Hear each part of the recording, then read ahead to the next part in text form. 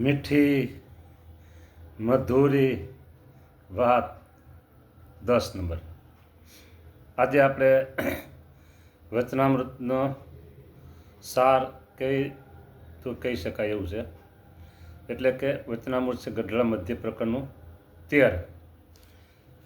એમાંથી આપણે એક વિષય ઉપર જઈએ છીએ. અક્ષરધામમાં સ્વામિનારાયણ ભગવાન બિરાજમાન છે એ અંગેની વાત છે.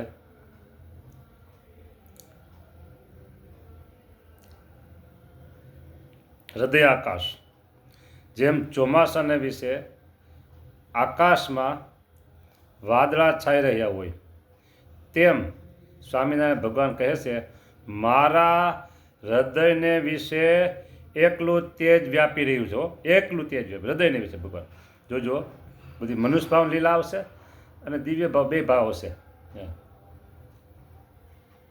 અને તે તેજને વિશે એક ભગવાનની મૂર્તિ દેખાય છે. મારા હૃદયને વિશે તેજ વ્યાપ્યું છે. તો તમે કોણ છો? ભક્ત છો કે ભગવાન છો? એ પણ પ્રશ્ન થાય. કાંઈ વાંધો, બધું સોલ્યુશન ધીમે ધીમે થતું જાય. ભગવાનની મૂર્તિ દેખાય છે. તે અતિ પ્રકાશમય છે.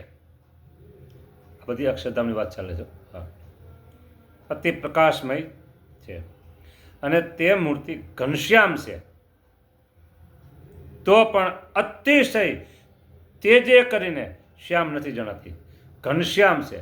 ઘન એટલે વાદળ. કેવું વાદળ? તો શ્યામ. શ્યામ કેવું? તો વર્ષા ઋતુમાં પાણી ભરેલા વાદળા હોય અને વરસાદ વરસી ગયા પછી પાણી ઠલવાઈ ગયેલા વાદળા હોય. એ બેમાં ફરક છે. તો હજી વરસાદ વરસ્યો નથી અને કાળા ડિબાંગ જેવા વાદળા ફરતા હોય છે પાણી ભરેલા. એને કહેવાય શ્યામ વાદળ. ઘન ને શ્યામ એટલે એ વાદળ છે ને, વાદળને ઘનશ્યામ કહેવાય. હા, એટલે ભગવાનનું સ્વરૂપ એવું છે વાદળ જેવું, એટલે એને ઘનશ્યામ કહે છે. મૂર્તિ ઘનશ્યામ છે તો પણ અતિશય તેજે કરીને શ્યામ જણાતી નથી. એટલું તેજ વ્યાપી ગયું છે ને, તો એ શ્યામતા છે ને દેખાતી હતી. હા, અત્યારે જો એક પોક્ષ બરે છે તો કેટલી લાઈટ ફેંકે છે એ રીતે. અને તે મૂર્તિ દ્વિભુજ છે. અને તે મૂર્તિને 2 ચરણ છે અને અતિશય મનોહર છે. પણ 4 ભુજ કે અષ્ટભુજ કે સહસ્ત્રભુજ એ મૂર્તિને નથી. અક્ષરધામમાં ભગવાન સ્વામિનારાયણ દ્વિભુજ દિવ્ય સદા સાકાર. હા, ઓરડામાં બરાબર દ્વિભુજ જ છે, ચતુર્ભુજ નથી. અને ત્યાં બે જ જણા છે, મહારાજ અને મુક્ત. મુક્તમાં આપણે કેવું હોય તો એમ કહેવાય ગોપાળાન સ્વામી, ગુણાતીતાન સ્વામી, આદિ અનંત મુક્તો. મુક્તાન છે, બ્રહ્મા છે, પેમા છે, નિત્યાન છે, નિષ્કુળાન છે, સુકાન છે, સચ્ચિદાન છે, સિદ્ધાંત છે, સિદ્ધાંત છે, બધે આદિમાં બધે. બરાબર.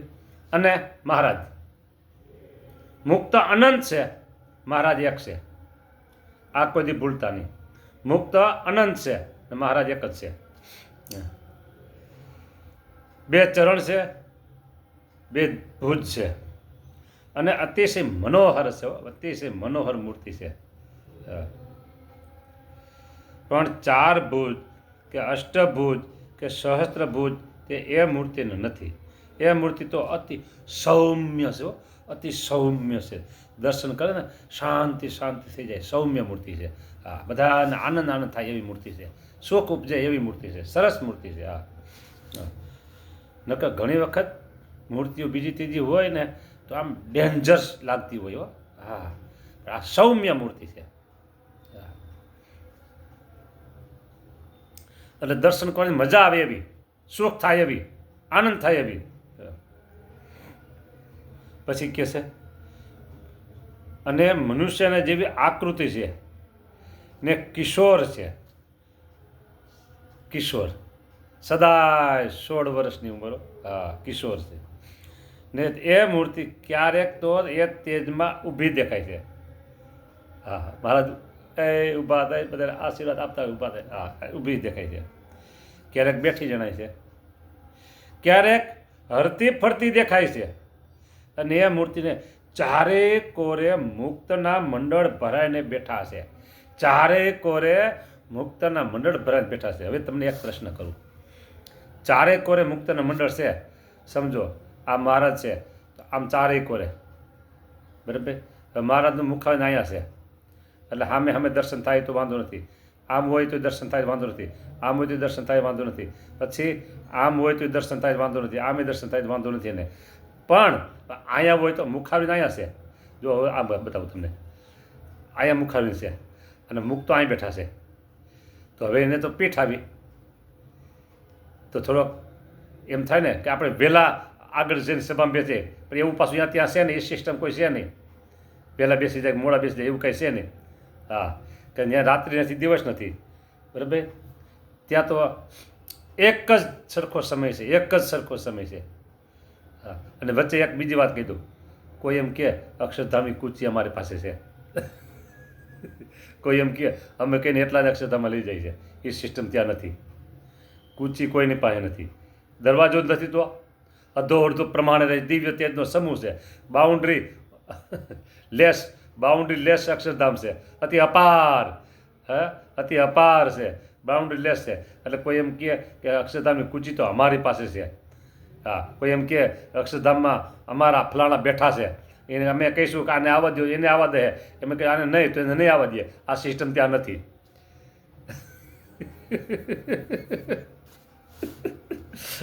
ગજબની વાત છે આવા. હા, ઘણા ભરમાવે, ભરમાવે, ન ભરમાવે, ભરમાવશો નહીં. હા, આવું તમને શંકાશીલ લાગે ને ત્યારે મારા નંબર ઉપર અત્યારે ફોન કરજો. મારો નંબર બધાને જગ જાહેર જ છે. હા, બરાબર. એટલે ચારે કોરે મુક્તના મંડળ ભરાઈને બેઠા છે. હવે વાત આપણે અહીં આવી, તો આમ સામે દર્શન થાય છે, એને જ મજા આવી ગઈ. પાછળ તો એને દર્શન, મુખાને દર્શન થાય નહીં, પણ ત્યાં એવું છે નહીં. બધા જ મુક્તોને એમ છે, હું મહારાજની સામે છું, મહારાજની સામે છું, મહારાજની સામે છું. આ મુક્તો છે ને બધા પરમ એકાંતિક મુક્તો છે, પરમ એકાંતિક મુક્તો. અને હજી તમે કદાચ વાત સાંભળી હોય, ન સાંભળી હોય, પણ હું તમને એક ખાનગી રહસ્યની વાત કહું છું કે અનંત અનાદિ મુક્તો મહારાજના રોમ રોમમાં રસબસ રહે છે, સળંગ મૂર્તિમાં રહે છે, સળંગ મૂર્તિમાં રોમ રોમ રસબસ રહે છે.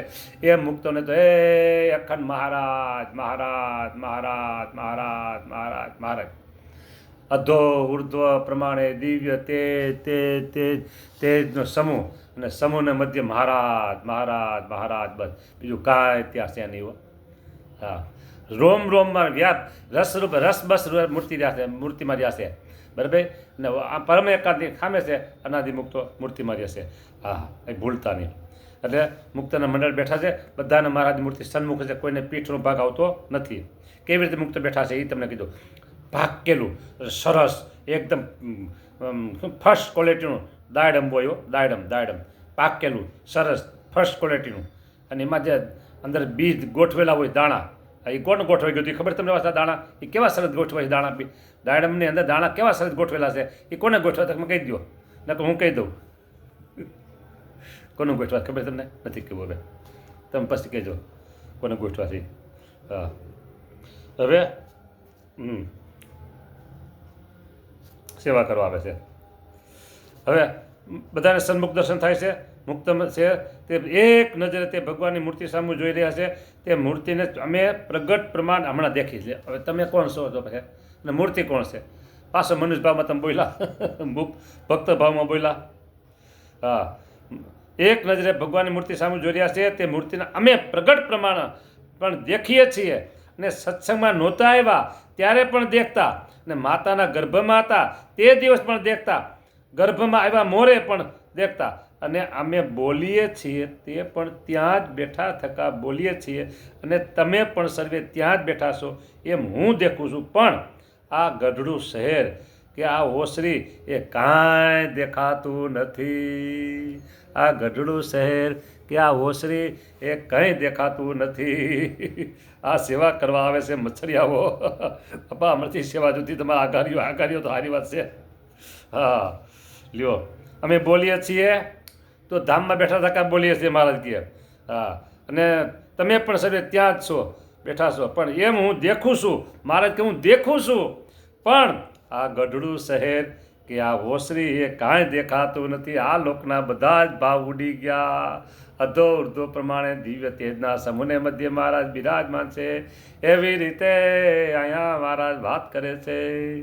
આ લોકનો ભાવ બધો ઉડી ગયો છે. જ્યારે એ સ્વરૂપ જેને જાણવામાં આવે તેને જેમ અમને કોઈ વિષય સંબંધી સુખમાં આસક્તિ નથી, તેમ તે પુરુષને પણ ક્યાંય આસક્તિ રહે જ નહીં. અને તે સ્વરૂપને તો તમે પણ દેખો છો, પણ તમારા સમજ્યામાં પરિપૂર્ણ આવતું નથી. ભાગ્યશાળીને એ સ્વરૂપ ઓળખાય છે, બધાને ઓળખાતું નથી. વિશેષ વાત આપણે નેક્સ્ટ ટાઈમમાં લેશું. અહીંયા આપણે કથાને વિરામ આપીએ છીએ. જય સ્વામિનારાયણ, જય સ્વામિનારાયણ, જય સ્વામિનારાયણ.